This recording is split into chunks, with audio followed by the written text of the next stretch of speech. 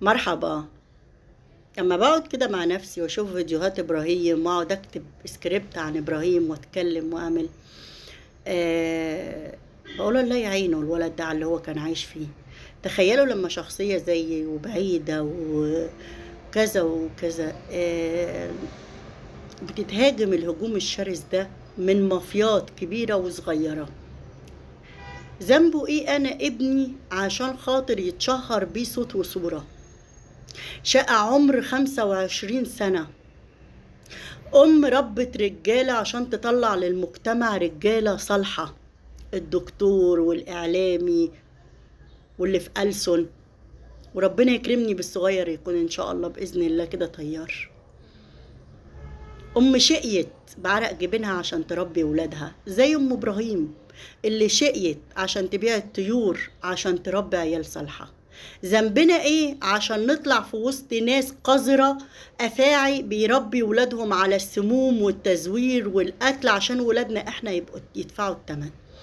اذا كان ابراهيم اتدفع ثمن ابنها روحه وحياته، واذا كان انا ابني اللي في اعلى قمم الجامعات الاول على دفعته في كل السنوات انه يتشهر بيه بهذا الشكل من قاتل ومجرم ومزور وبالأدلة الموجودة ونزلتها على حسابي واتبعتت لنادي شباب الجزيرة اللي هو بيشتغل فيه. ده مش نادي في إيطاليا، ده زي شباب الجزيرة عندنا كده، يعني زي حتى مش محصل نادي الشرقية عندنا.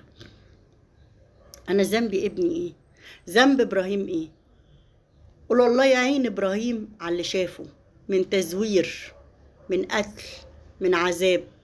إبراهيم عايز يد الله عز وجل في الأرض عشان تجيب له حقه، لأن احنا عندنا مافيات مكونة من ثالوث، المافيا الكبيرة والمافيا الصغيرة. المافيا الكبيرة هتجد على رأسها الصهيوني والديلر والممثلة وأتباعهم. الثالوث الصغير هتجد عليه المزور وبنت شفاعات وسجان إبراهيم اللي هم أولاد إبليس كلهم.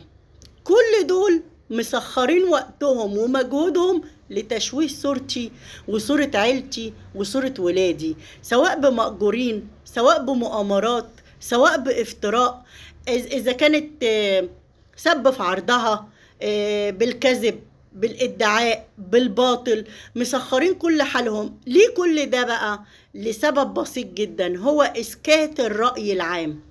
لأن الفاسدين والمرتشين والمنتفعين اللي موجودين من زمن مبارك إلى الآن في بعض الأماكن القيادية والسيادية هم عايزين يقفلوا القضية لأنهم طرف فيها، وهتكشف مافيا ولاد مبارك لو الموضوع اتفتح قوي قوي قوي. وإن شاء الله بإذن الله هيوصل لرياض الرئيس بإذن الله عز وجل، وهيتفتح على إيده والنصر هيجي على إيده.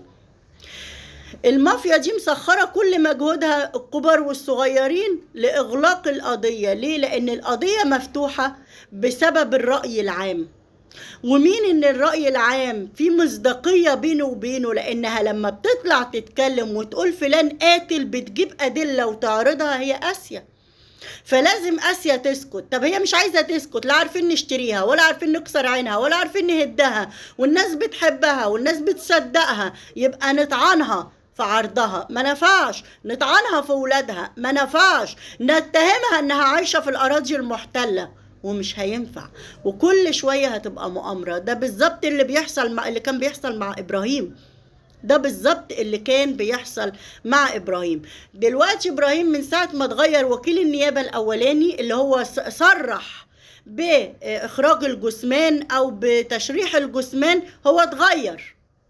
احنا مش عارفين اتغير ليه، هم قالوا اترقى. الله يصلح حاله وحال الجميع. من ساعة ما الأستاذة علا شوشة اللي كانت ماسكة الملف طلعت اتكلمت مرة أو اتنين وسكتت، ما نعرفش ليه. الأستاذة بسمة وهبة طلعت اتكلمت مرة وهجمت تجارة الأعضاء، سكتت، مش عارفين ليه. بعض الشباب اللي بيضحكوا عليهم ويخلوا ويلعبوا على الشيء الضعيف في الشباب، مثلا زي شاب من الشباب فتح كاميرا مع بنت، خدوا السي دي زي نظام صفوة الشريف وهددوه وتبقى تبعنا، ويطلع دلوقتي يمجدهم ويعتذر لهم وممكن يغلط فيا. وامبارح كان طلع عندي 5 دقايق بيتكلم معايا، مسكوه قعدوا يعملوا له غسيل مخ ان انا عايشه حتى في الاراضي المحتله. تخيلوا جنون المافيا وصل لاي درجه، تخيلوا الجنون وصل لأي درجة. تزوير أوراق مرض الولد بعد 3 شهور من القضية، لسه فاكرين يودوا تقارير المستشفيات، والتقارير أساسا صور ضوئية وليست أصلية. المشافي كلها قالت ابراهيم ما جناش. طب ما هو طبيعي المشافي كلها تقول لحضرتك ما جناش. يعني هو دخل مركز الامل هيقول لك والله انا جيت سرقت منه كليه؟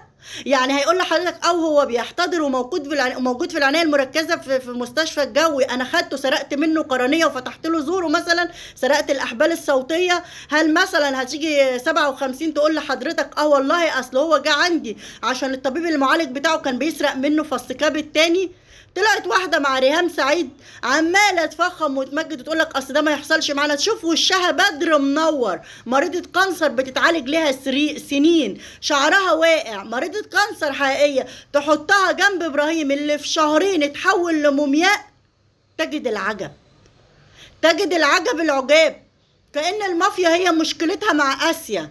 قدروا يسكتوا صحافة، قدروا يسكتوا إعلاميين، قدروا يسكتوا شباب صغيرين لسه طالع بيتكلم في القضية، قدروا يسكتوا العالم كله. مين اللي واقفة زي اللقمة كده في الزور؟ إن شاء الله هي مش لقمة، هي عين جمل، هي منجاية واقفة لكم في الزور. تأجروا مراجيح، تأجروا معمصة، تأجروا شلاضيمو، تأجروا مضب، تأجروا اللي تشتروا الشباب، تشتروا اللي حواليا، تبعتوا لي ناس دسيسة تدخل عليا على انهم بيحبوني وهم مأجورينكم. اعملوا كل اللي تقدروا عليه، مش هتقدروا على الهانم، مش هتقدروا عليا.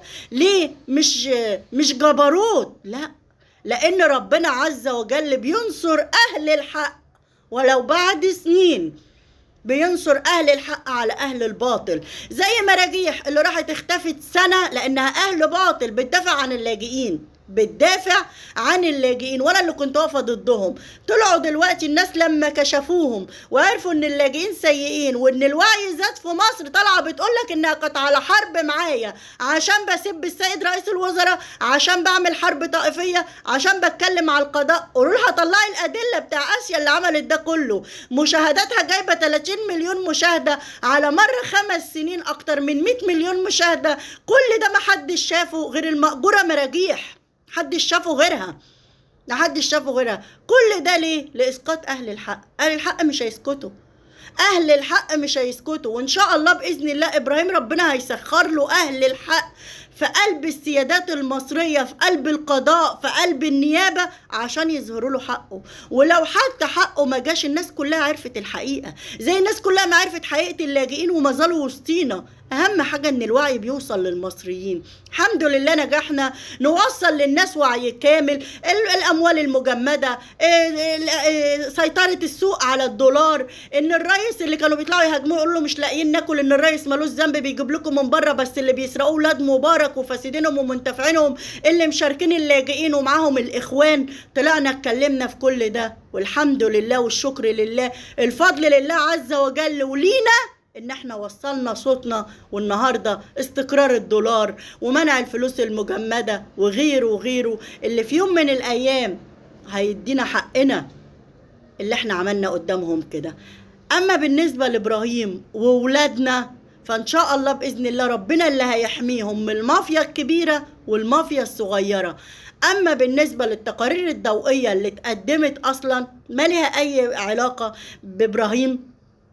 وحاجة أخيرة عايزة أقول لكم عليها، في معلومة جات لي الله أعلم إذا كانت حقيقية ولا لأ، الإسكرين والكلام اللي وصل لسيادة المستشار إن بنت شفاعات لما كانت في المقبرة ما كانتش واخدة معاها حد من الواد سجان إبراهيم ولا غيره، لأن كان في عربية برجالة دخلوا هناك. واحدة كانت بتزور أخوها وشافت المنظر واستغربت وقالت إن ممكن يكون حصل نقل للجثمان، ولسنا متأكدين لأنهم كانوا أكتر من عربية فيها أكتر من 30 راجل.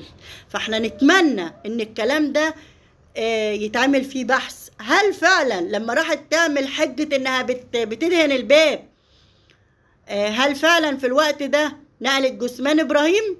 الله اعلم، العلم عند الله. انا لست جهة سيادية حتى احقق، ولست منزلة من السماء حتى اعلم. ان معلومة وجات من حد كان بيزور مقبرة جنبها وشاف المنظر ووصل لي المعلومة، واللي